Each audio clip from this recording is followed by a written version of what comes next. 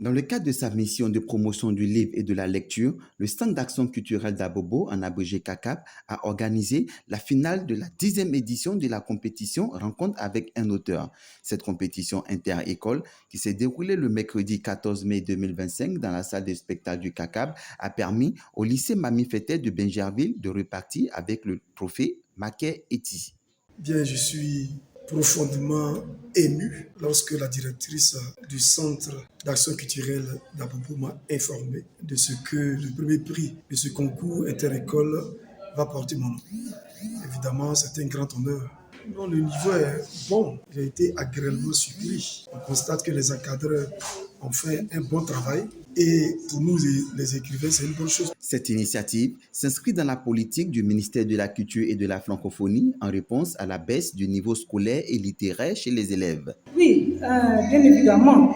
Les différents thèmes évoqués à cette compétition, l'environnement et tout ce qu'ils nous ont présenté comme aspect en exposé, en sketch, c'est vraiment la réalité que nous vivons dans notre environnement aujourd'hui. Et ça, c'est bénéfique pour eux parce que c'est eux, le message sort d'eux et c'est eux qui en parlent. Et ça c'est vraiment imminent, c'est vraiment important que ce soit eux, les enfants, qui font ressortir vraiment tous ces éléments importants pour l'environnement aujourd'hui. Sur 7 établissements finalistes, le Grand Prix est donc revenu au lycée Mami Fetet de Bingerville.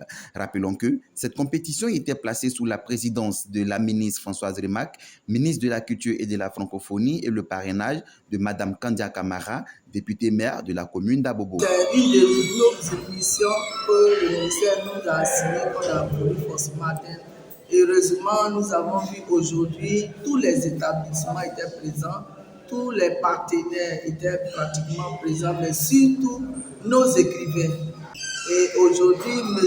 Maquet Eti, qui a son nom, son nom porte le premier prix.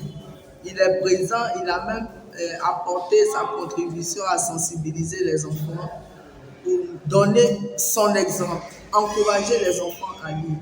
Je veux dire qu'aujourd'hui, l'objectif a été atteint. Ça nous donne encore le courage de continuer. Et pour clore cette belle rencontre, le Centre d'action culturelle d'Abobo en a profité pour organiser une cérémonie marquant le 10e anniversaire de cette compétition qui s'étendra certainement sur le plan national.